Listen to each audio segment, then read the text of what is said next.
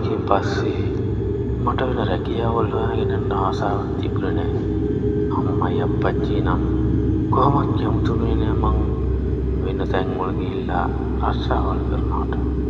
එයාලට ඕනුනේ අපේ තාත්තා කරගෙන යන ව්‍යාපාර හැමදේම මට පාර දෙන්න. ඉතින් මම ඒකට කැමති වුණේ නෑ. පිස්සු දැම්මේ එකපාර මං කොහොමද ඕව බාර ගන්න? අනික තාත්තට වගේ මට පුළුවන් ද ඕව තනියම කරන්න?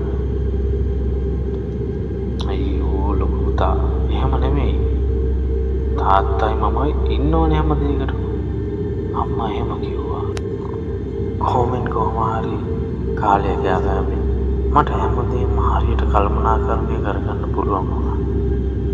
ඒ වුණේ නම් ඉතින් තාත්තගේ අම්මගේ උපකාරයෙන් හිටපු ගමන් බිස්නස් වැඩවලට මට යන්න වුණා ආනමඩුව පැත්තේ තියෙන කම්පැනි එකකට. ඔය යන ගමන් තමයි මට ගීතා වුණ ගිහලා අපේ කතාව පටන් ගත්තේ. අන්තිමට ගෙවල් කැමති වුණා අපිට. මං ඉතින් නිමාඩුවක් ලැබුණ හැටිම ගීතලා ඉගෙන යනවා. එයාලගේ ගම හරිම සුන්දරයි. හරිම ලස්සනයි. අපේ ගම්වල වගේ කොන්ක්‍රීට් වනාන්තර නෙමෙයි එහෙ තිබුණේ. පුදුමාකාර නිෂ්කලංශ පරිසරයක් තිබ්බේ. සීතලගේ තාත්තලගේ කෝච්චන් කරන එක. වතුර තියෙන කාලෙට කුඹුරු වැඩ. වතුර අඩු කාලෙට හේන් ගොතන. එහෙම හරිම සරල ජීවිකාවක් තමයි එයාලගේ වුණේ. හවසට වැවට ගිහිල්ලා නාල කරලා ඇවිල්ලා පොඩ්ඩක් හාන්සි වුණාම නිින්ද යන්නේ දන්නේම නැතුව. ගීතලගේ තාත්තා මාත් එක්ක පුදුමාකාර විදිහට හිතවත් උනේ. හරියට නිකන් යාළුවෝ වගේ. එයාගේ පුරුද්දක් තිබුණා වල්ලూరు දඩුවේ යන්න. සතියකට එක දවසක් වගේ ඌරෙක් කියලා ගන්න යනවා. ඉතින් එහෙම ඌරෙක් ඉලාගත්තු දවසට මගේ පංගුවත් වෙක් කරන්න අමතක කරේ නෑ. එයාට නැතත් ඒ තරම්ම ආදරයක් තිබුණාට මමත් හරි පෙරේතයි ඉතින් ඌරු මස් වලට. මොකද ඉතින් අපේ පැත්තේ වල කන්න තියෙන්නේ පාම් වල හැදෙන ඌරුනේ. තාත්තයි එයාගේ අයියයි ගමේ තම මාමල දෙන්නෙකුයි තමයි මේ දඩේ බියන්නේ. හැබැයි ඉතින් කවදාවත් දඩේම නම් වැරදිලා නැහැ. මටත් හිතුණා වෙලාවක එයාලත් එක්ක දඩේ බියන්න.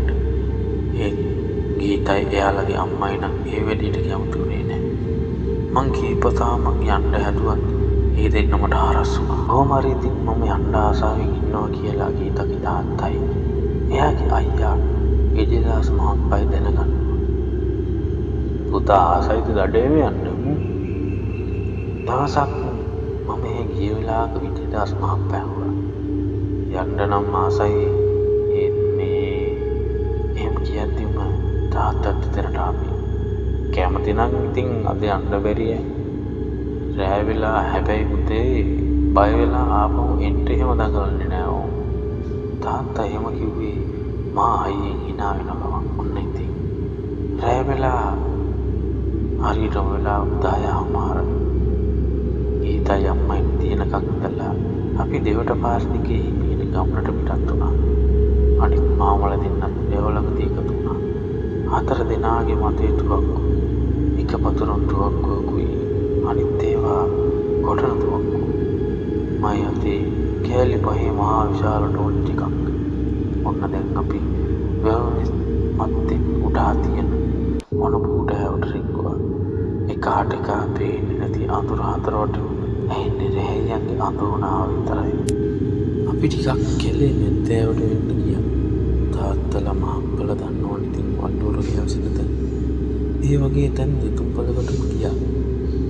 අදරම් පොඩු නැති වාටයි මල්ලි එහෙම කියලා මහප්පා කිව්වා.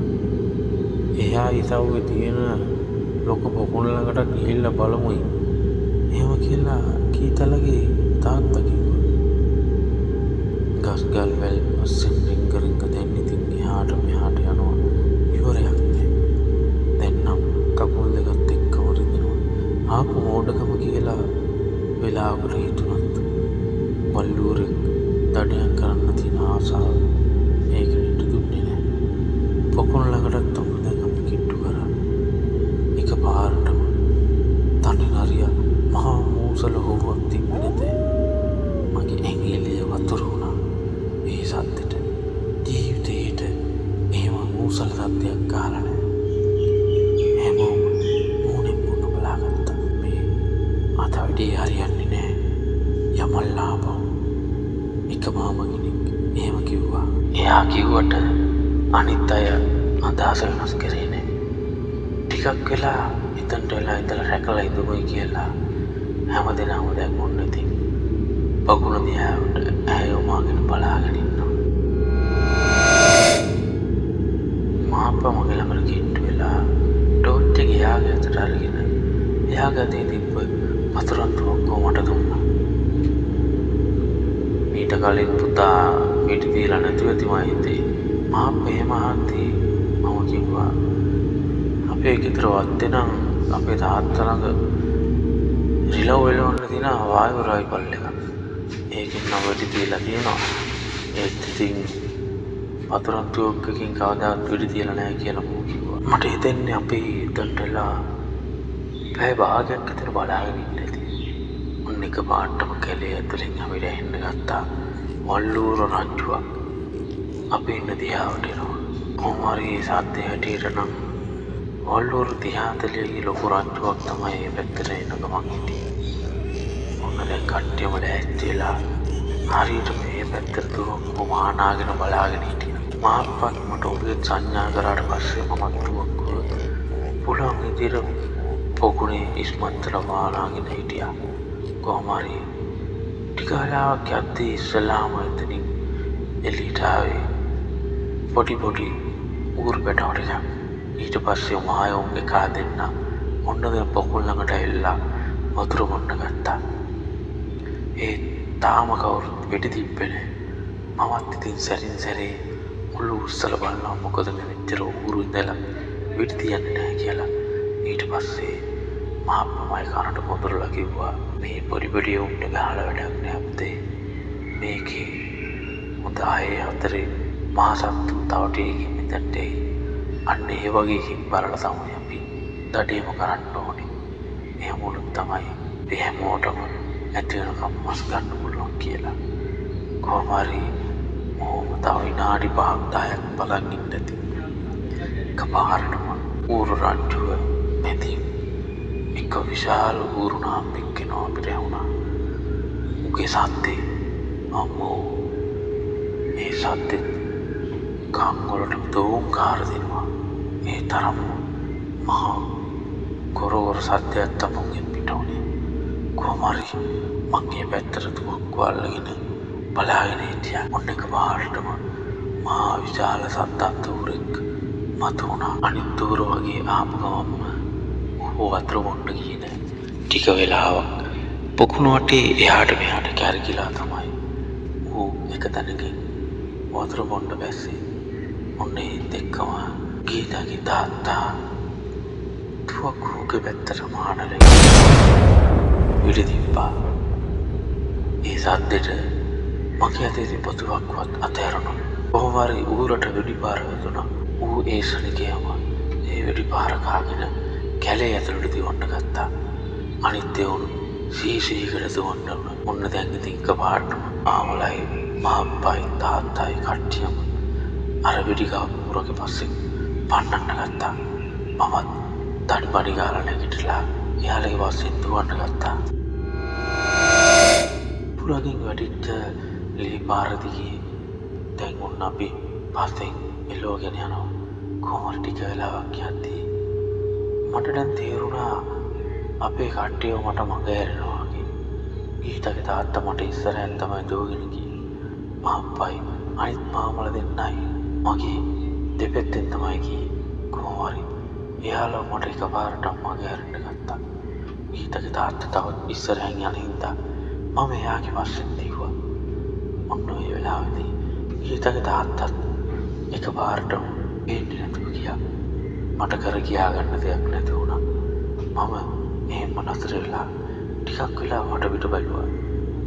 එයාලගේ නම් කියලා කතා කරත් ඒ කාගෙන්වත් මට පිළිතුරක් ලැබුණේ නැහැ. මං කරගත්තු මෝඩකමක් කියලා දැන් තමයි මට හොඳටම තේරෙන්න ගත්තේ. ඒ කාත් කවුරුත් නැති මේ කැලේ දැන් මං අතරමං වෙලා වගේ මට දැනෙනවා. මං ඇත්තටම අතරමං වෙලා ඔන්න ඔහොමට කියලා මං මීට ඉස්සරහට ඇවිදගෙන යද්දී මට දැන් ඇහෙනවා මගේ පිටිපස්සෙන් උගුරෙක්ගේ රොන් සද්දයක්. මම ඒ පැත්තට හැරුණ පස්සේ ඉස්සල්ලා වෙඩි ගහපු කුරුරා ලේ පෙරාගෙන මගේ පිටිපස්සේ ඉන්නවා. ඌ දැක්කාම පුදුමාකාර බයක් මට ආවා. ඌගේ ඇස් දෙක කලින් තිබුණා වගේ නෙමෙයි. ඒ ඇස් දෙක රතු පාටයි. හරියට ගිනි බෝල දෙකක් වගේ. ඌගේ ඇඟේ දිබ්බමයිල් ඉද්ද ගැහුවා වගේ කෙලින් වෙලා තිබුණේ. කර කියා ගන්න දෙයක් නැති වුණා. ඒ උරා එකපාරටම මා අමුසාත්‍යයක් දාගෙන මගේ පැත්තට එන්න පටන් ගත්තා. එන්නකොට හරියන්නේ නැහැ කියලා දැනගත්තා මම. උගේ පැත්තට දුවක් කොයිලක්ක කරලා බලාගෙන හිටියා. ඌ එන්න උගේ වේගය වැඩි කරනවා. දැන් මට හරියටම අඩි 10ක් 15ක් වගේ දුරින් තමයි එන්නේ. ඇත්ත එක වාගෙන එකපාරටම මොදුවක් එකකා ගැස්සුවා. ඒකම බුදු අම්මෝ එහෙම කියාගෙන ගීතාගේ තාත්තා මගේ ඉස්සරහින් ඇඳගෙන වැටුණා. ඔන්න ඒ වෙලාවට තමයි මට හරියට සිහිය ආවේ. ඒ බලද්දී ගීතාගේ තාත්තා කකුල අල්ලගෙන කෑ ගහගෙන වැටිලා ඉන්නවා.